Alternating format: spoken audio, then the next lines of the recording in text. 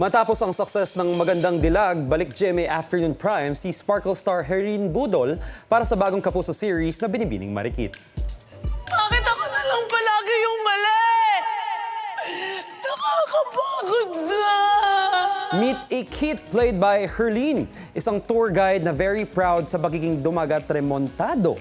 Pero magbabago ang lahat kapag na-inlove siya sa kachat na Afam na isa palang scammer.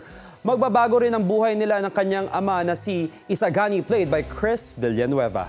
Sa pagdating ng mag-ina na sina Rica at Angela, played by Almira Mulak at Thea Tolentino. Sa kwento ng pagbangon ni Ikit, makikilala niya ang dalawang love interest na sina Tony Labrusca at Kevin Dasom, pati na rin si Pokwang. Kasama rin niya ang cast members na sina Ashley Rivera, Jeff Moses, Migs Almendras at John Pierre. Ang exciting na kwento ni Ikit abangan sa Binibining Marikit, 2:30 p.m. sa GMA Afternoon Prime. Gusto mo bang mauna sa mga balita?